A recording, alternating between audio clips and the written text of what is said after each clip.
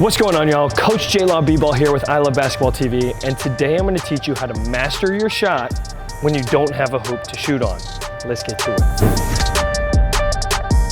So the first mechanic that we want to work on if we don't have a hoop is probably one of the most important mechanics, and that's the way we catch or secure the basketball. Now, there's a lot of people that kind of overlook, this very minute but very important skill mechanic.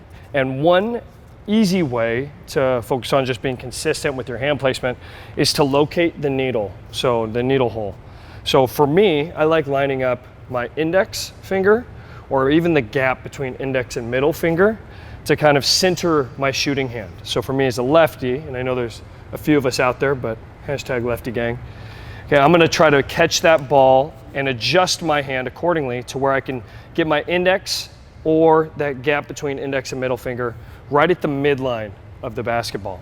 And what this does is it helps center that hand and make it a lot easier for me to find the seams, which is always a lot easier to shoot as if you have those seams in hand. Okay, and it gives me that easy placement. If I place that hand too wide on the basketball, that's when I'm gonna have that ball offset or even shoot the ball in a two-hand manner. And if I overplace, now's where that ball is gonna have a lot of pressure on index and middle finger, and it's gonna really push that ball to the left.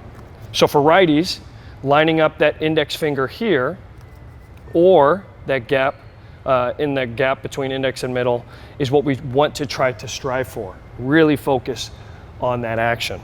Okay, from there, that guide hand, and I know we've all heard this, or most of us heard this, creating an imaginary T between your thumbs. So for me, that was a great way to learn how to properly place my offhand. But what I soon started realizing is it was kind of unnecessary. And I don't mean that you can put your offhand on this in front of the ball, but what I just tried to do is I tried to put the pads of my hand somewhere on this midline. So the opposite line from the middle of that needle, that straight one that goes around the basketball, I tried to put my pad right here from my middle finger on the middle of that.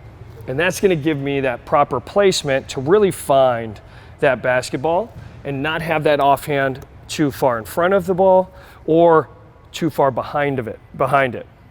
So once again, being able to find either the pads of the middle finger, or even like the gap in between middle and index, once again on this hand.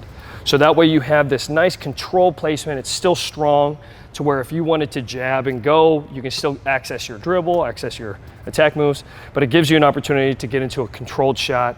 It's not gonna have too much offhand, and it's gonna make sure that you focus on strong wrist on your shot.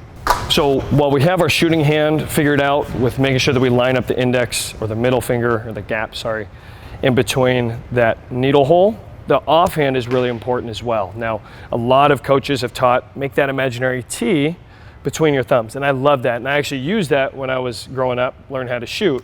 It taught me not to bring that hand too close. It also gave me the freedom of kind of extending that hand, so that way it wasn't like a consistent offhand, but it still gave me that necessary consistency when catching the basketball. So I'm gonna use that again because, like I said, it helped me with my shot so much when I was a young player. So you wanna create that imaginary T. Now, when I say create an imaginary T, this is the base of the T, this thumb, and it's gonna imaginarily intersect with this T going horizontally. So when we get into a catch, obviously this is extremely far and we're blocking our own shot with that offhand. But what we wanna do is we wanna make sure that we kind of find this gap between thumb and index finger for this midline. And that's gonna give us a realistic approach, a realistically consistent ability to be able to grab the ball with the offhand and not let it affect our shot too much. So with that being said, our hand placement should be relatively consistent and easy to control by getting into a controlled wrist break right here, where the ball's set. Index is lined up with that needle hole, or the gap between index and middle is lined up with the needle hole. And then that offhand is nice and controlled, create an imaginary T, and let that other straight line land right between the thumb and the index finger. And that's gonna give you a nice, firm, controlled grip on the basketball. So if you're in a jab series or about ready to get into your triple threat, you're still actively ready to dribble and attack in either way, but you're always ready to get into that shot. Okay, so second mechanic that we want to focus on is making sure that we get a proper extension with the elbow. So what I'll do is I'll have two basketballs. I'm going to place one ball right here under my armpit, and this is just going to help us practice isolating this elbow release and getting us into a habit of not bringing ball back to head or behind our head.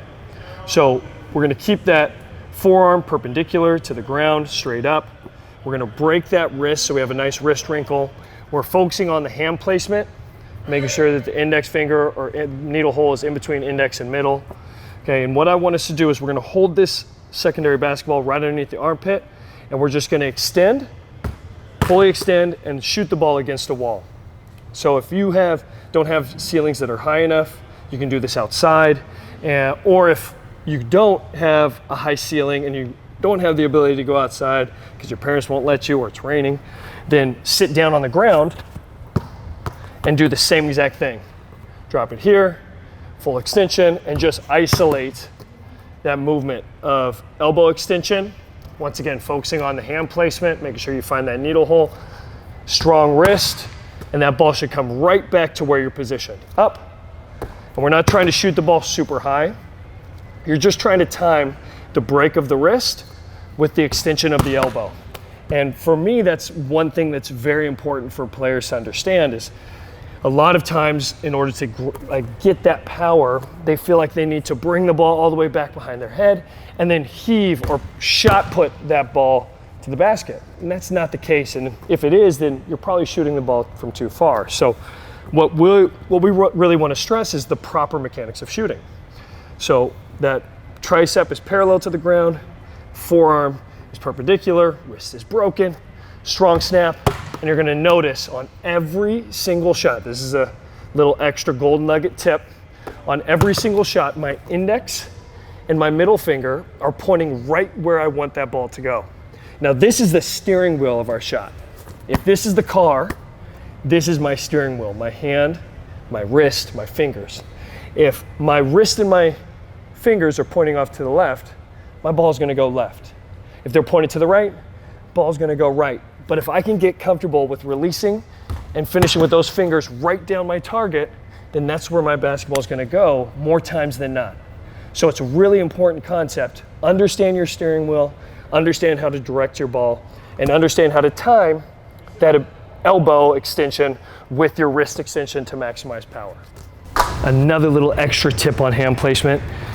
Contrary to long-standing belief of having this pocket between your palm and the basketball, we believe that should be no pocket. So let that ball play flush with your hand.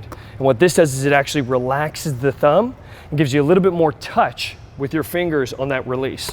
So once again, you don't need to get this big palm where we're trying to grip the ball and create this unnecessary pocket, which makes it really tense on the shot.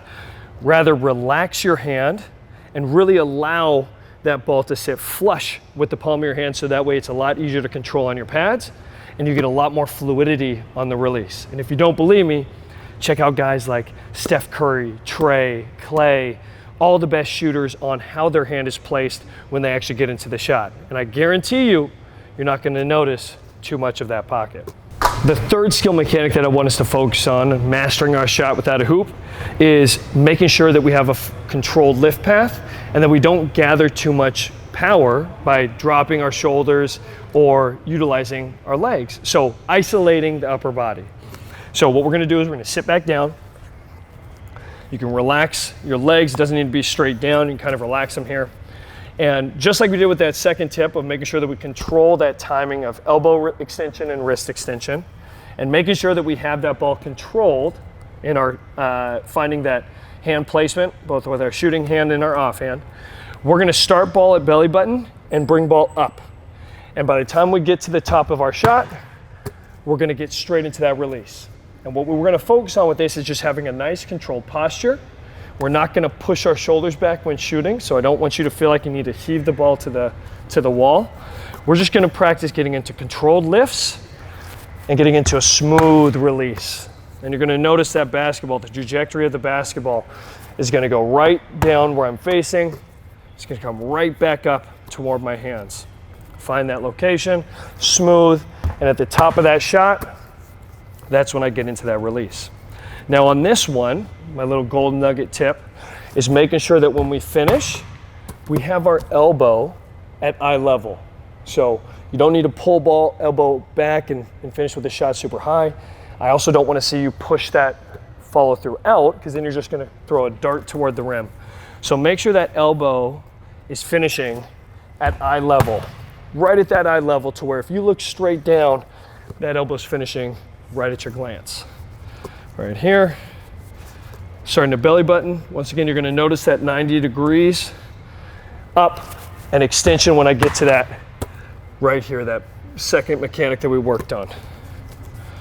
Up, smooth wrist, finishing with that strong wrist break with index finger and middle finger and wrist pointing to exactly where I want that basketball to go. That's the steering wheel of the car.